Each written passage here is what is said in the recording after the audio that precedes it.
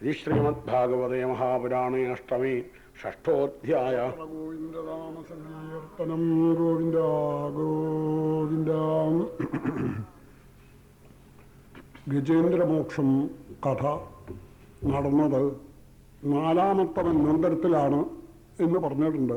ഇവിടെ മന്വന്തരങ്ങൾ വർണ്ണിക്കലാണ് പ്രകൃതം.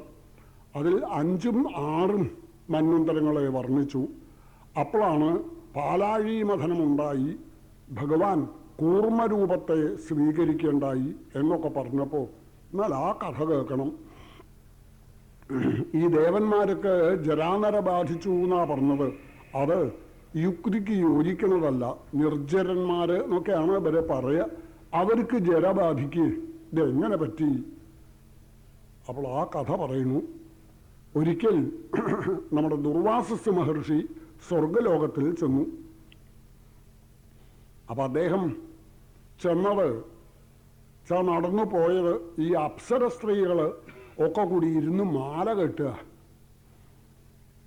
അത് ഗുരുവായൂരിന് ചാർത്താനൊന്നും അല്ല കേട്ടോ, അവർക്ക് മുടി ചാർത്താനാ. അപ്പം നല്ല ഒന്നാന്തരം പൂവുകൊണ്ട് മാല കെട്ടിക്കൊണ്ടിരിക്കുമ്പോൾ അരി ഇങ്ങനെ പോകുമ്പോൾ ഈ ദുർവാസസിന് സന്തോഷമായിക്കോട്ടെ എന്ന് വെച്ചിട്ട് ഇവർ നല്ല മാല ഒരു മുല്ലപ്പൂ മാല എടുത്ത് ദുർവാസസിന് സമ്മാനിച്ചു. അപ്പം അദ്ദേഹം അത് പ്രതീക്ഷിച്ചതല്ല. അതും പോരാ, അദ്ദേഹത്തിന് ഇപ്പം ഈ മാലയുടെ ആവശ്യം എന്താ? അത് കുറച്ച് സൗന്ദര്യാരാധകന്മാരായിട്ടുള്ള ആളുകൾക്ക് കിട്ടുകയാണെങ്കിൽ ഉപകരിക്കും. ഇദ്ദേഹത്തിൻ്റെ ഈ ജടാമുടിയിൽ മുല്ലമാലയും വെച്ചങ്ങനെ നടന്നാൽ അതൊരു ജാതിത്താ, അത് വേണ്ട. അപ്പോൾ തോന്നി ദേവേന്ദ്രൻ പരിഷ്കാരം എത്രയായാലും അങ്ങോട്ട് മതിയാവാത്ത ആളാണ്. ആ ദേവേന്ദ്രന് കൊടുക്കുക നിശ്ചയിച്ച് ആ മാല ദേവേന്ദ്രന് സമ്മാനിച്ചു. നോക്കണേ, തലയിലെഴുത്ത്. ദേവേന്ദ്രൻ അത് ഐരാവതത്തിൻ്റെ പുറത്ത് വെച്ച് മുടി വേഗം ചീർപ്പും കണ്ണാടിയൊക്കെ എടുത്ത്, അത് നടക്കുമ്പോൾ ഉണ്ടാവും പോക്കറ്റിൽ ചീർപ്പും കണ്ണാടിയും, അതെടുത്തിട്ടൊക്കെ മാടി ഭംഗിയാക്കി. പിന്നെ അപ്പോഴേക്ക് ഈ മുല്ലമാലയുടെ സൗരഭ്യം കൊണ്ട് വണ്ടുകളുടെ ശല്യം, എന്തിന് ഐരാവതം അത് തട്ടി തള്ളിയിട്ട് ചവിട്ടി തേച്ചു. എന്നാൽ സമ്മാനിച്ച ആൾക്ക് സമ്മാനം കൊടുക്കുക കഴിഞ്ഞാൽ അയാളുടെ പാട്ട് പോയാൽ മതി. ഇതല്ല, എന്താ അതുകൊണ്ട് ചെയ്യണത് നോക്കിക്കൊണ്ട് പുറത്ത് നിൽക്കുന്നുണ്ട് ദുർവാസസ്. ഋഷി സുകോപഹ ദേഷ്യപ്പെട്ടു. ആഹാ, ഞാനൊരു സമ്മാനം തന്നിട്ട് അങ്ങയുടെ വാഹനം കൊണ്ട് ചവിട്ടി തേപ്പിച്ചില്ലേ, ജരാനര വരട്ടെ. കൊടുത്തു ഒരു ശാപം. എല്ലാവർക്കും പറ്റി, ദേവന്മാർക്കൊക്കെ പറ്റി ആ ശാപം. എല്ലാവരും കൂടി പുറപ്പെട്ടു. പാലാഴി തീരത്തിൽ ഭഗവാന്റെ അടുത്തെത്തി. അവർ സ്തുതിച്ചു, ഗംഭീരായിട്ട് ഭഗവാനെ സ്തുതിച്ചു. ഭഗവാൻ പ്രത്യക്ഷമായി. കണ്ടപ്പോൾ ഒരു നേരം പോക്ക് തോന്നി ഭഗവാന്. ഇവരെ മുടിയൊക്കെ അങ്ങനെ ഭംഗിയായിട്ട് വെട്ടി മാടി വെച്ച് ചില എയർ ഓയിലൊക്കെ തേച്ച് പൗഡറിട്ട് സെൻറ്റ് പൂശി ബഹുപരിഷ്കാരികളായിട്ട് നടക്കുന്ന ദേവന്മാര് ഇപ്പം എങ്ങനെയായിരിക്കണമെന്നോ? ഒക്കെ കൊക്കി കുരച്ച് ഒരു കുണ്ടം വടിയൊക്കെ കയ്യിലെടുത്ത് കരിമ്പടം കൊണ്ട് പുതച്ച് ഇങ്ങനെയൊക്കെ ഒരു രൂപത്തിൽ കണ്ടപ്പോൾ ഗുരുവായൂരപ്പൻ എന്നെ ചെറിയ വന്നുപോയി. വിഹർത്തുകാമസ്ഥാനാഹ സമുദ്രോന്മഥനാദിഭീം. ഭഗവാൻ കടാക്ഷിച്ചാൽ തീരാത്ത ഒരു ജരാനരയൊന്നുമില്ലേ? പക്ഷേ ഭഗവാൻ അങ്ങനെ അല്ല തോന്നിയത്. അതെ ദേവന്മാർ, നിങ്ങൾക്ക് ഈ ജരാനര തീരാൻ കുറച്ച് വിഷമുണ്ട്. സാധാരണ കാലം കൊണ്ടുവരുന്ന ജരാനരയാണെങ്കിൽ പിന്നെയും നമുക്കൊക്കെ നോക്കാം. എന്തെങ്കിലും വില ഓയിൽ മേടിച്ച് തേച്ചാൽ കുറച്ചൊക്കെ വ്യത്യാസം ഉണ്ടായിന്ന് വരും. ചിലപ്പോൾ കുരങ്ങന്മാരെ പോലെ ആയിന്ന് വരും. എങ്കിലും നോക്കായിരുന്നു. ഇത് ശാപം കൊണ്ടുവന്നതാ. കുറച്ച് വിഷമുണ്ട്. ഒരു കാര്യം ചെയ്യും, നല്ല മരുന്ന് കഴിക്കുക തന്നെ വേണം.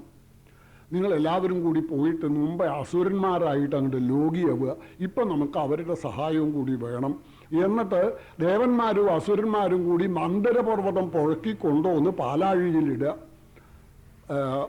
ഒരു കടകോലാക്കുക മന്ദരപർവ്വതത്തെ. അപ്പം കയറ് വേണ്ടേ? വാസുകിയെ കയറാക്കുക. ദേവന്മാരും അസുരന്മാരും കൂടി അത് പിടിച്ചു വലിച്ച് മഥനം ചെയ്യുക. അപ്പം അതിൽ നിന്ന് അമൃതം ഉണ്ടാവും. അത് സേവിച്ചാൽ നിങ്ങളുടെ ദണ്ഡം മാറും. അപ്പം നോക്കുമ്പോൾ ഇതൊക്കെ യോജിക്കാത്തതാ. ഒന്നാമത് ദേവന്മാരും അസുരന്മാരും കണ്ടാമിണ്ടില്ല, ബദ്ധവൈരികളാണ്. പെട്ടെന്ന് അങ്ങോട്ട് ലോകിയാണെന്ന് പറഞ്ഞാൽ അത് നടക്കണതാണോ? ഒന്ന് പിന്നെ വാസുകി കയറാക്കി അതിന്മേൽ വരിഞ്ഞു കെട്ടാൻ അദ്ദേഹം സമ്മതിക്കൂ? ഈ മന്ദരപർവ്വതം സ്വർണ്ണ കട്ടിയാണ്, ഇത് ഇടുക്കേ ഇവർക്ക് ആരോഗ്യമുള്ള കാലത്താച്ചാ പിന്നെയും ഒന്ന് ശ്രമിച്ചു നോക്കായിരുന്നു. ഇത് ജരാനര വന്ന് കൊക്കി കുറച്ച് വയ്യാണ്ടിരിക്കുന്ന സമയത്ത് പർവ്വതം പൊക്കി പിടിക്കാനാണ് ഭഗവാൻ പറയണത്.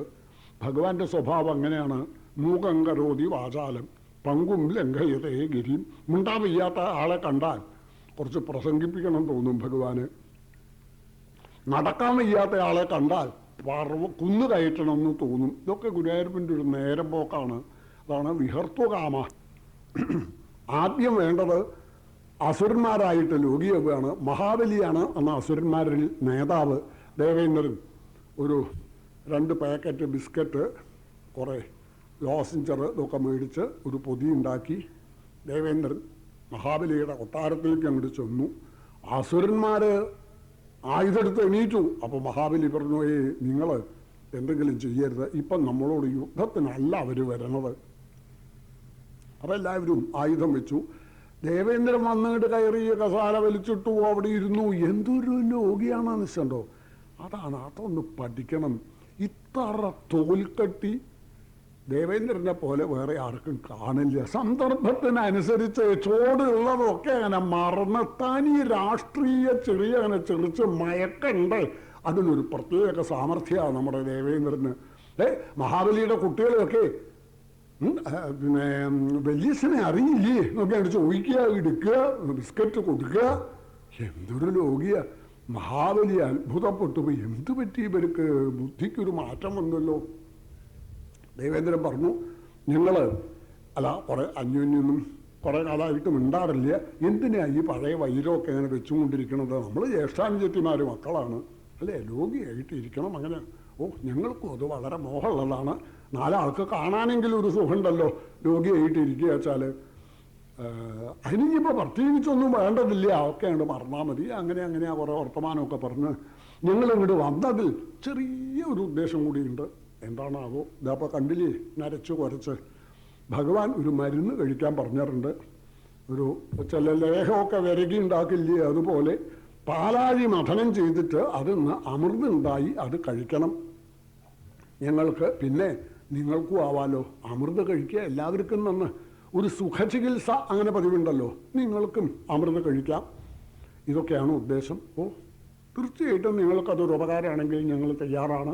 മഹാബലി തൻ്റെ ആൾക്കാരോടും കൂടി പുറപ്പെട്ടു.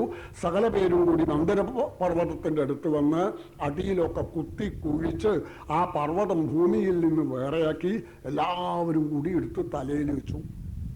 ഇങ്ങോട്ട് കൊണ്ടുവരികയാണ്. പക്ഷെ ഇവർക്കുണ്ടോ താങ്ങി നിൽക്കാനുള്ള ശക്തി? പർവ്വതം ഒരു തല. ഈ ദേവന്മാർക്ക് കുറച്ച് ആരോഗ്യം കഷ്ടിയാണല്ലോ. അപ്പം അവർ പിടിച്ച തല അങ്ങോട്ട് താണു. അതിനോടുകൂടി അങ്ങനെ പർവ്വതം അവിടെ ഇരുന്നു. അതിൻ്റെ ചോട്ടിൽ അനവധി ദേവന്മാരും അസുരന്മാരും. ചിലവരുടെ കൈ കുടുങ്ങി, ചിലവരുടെ കാല് കുടുങ്ങി, ചിലവരുടെ തലയാണ് പർവ്വതത്തിൻ്റെ ചോട്ടിൽ കുത്തിച്ചതച്ച് അങ്ങനെയായിരിക്കുന്നു. ഭംഗിയാണ് ഇപ്പോൾ കാണാൻ. ദേവന്മാർക്ക് ഒരു ഗുണമുണ്ട്, ആപത്ത് വന്നാൽ അവർ ഭഗവാനെ സ്മരിക്കും. ഭഗവാനെ സ്മരിച്ചു. ഭഗവാൻ അവിടെ വന്നിട്ട് ഇടത്തെ കൈകൊണ്ട് മുമ്പേ ആ പർവ്വതം ഇങ്ങോട്ട് പൊക്കിയെടുത്തു. എന്നിട്ട് ഗരുഡൻ്റെ പുറത്ത് അവിടെ വെച്ചു. ഇനി കൃഷ്ണാവതാരത്തിൽ കുന്നു പൊക്കുകയൊക്കെ വേണം. അപ്പം ഒന്ന് അഭ്യസിച്ച് നോക്കിയിരിക്കുകയാണോ, പറ്റുമോ എന്നൊന്ന് പരീക്ഷിച്ചിരിക്കുകയാണോ നിശ്ചയില്ല. ഇത് ഇടത്തെ കൈകൊണ്ട് എടുത്ത് പൊക്കി ഗരുഡൻ്റെ പുറത്ത് വെച്ചു. ഗരുഡനോട് ചോദിച്ചു, എന്താ ഗരുഡൻ, അധികം കനമൊന്നും ഇല്ലല്ലോ? ഇല്ല, ഇവിടുന്ന് ഇരിക്കുന്നതിനേക്കാൾ അധികം കനം തോന്നുന്നില്ല. പിന്നെ അവിടുന്ന് ഇങ്ങോട്ട് പുറപ്പെട്ടു. പാലാഴി തീരത്തിലെത്തി. വാസുകിയെ ക്ഷണിച്ചു വരുത്തി. ദേവന്മാരും അസുരന്മാരും കൂടി യോജിച്ച് ഗംഭീരായിട്ട് മഥനം ആരംഭിച്ചിരിക്കുന്നു.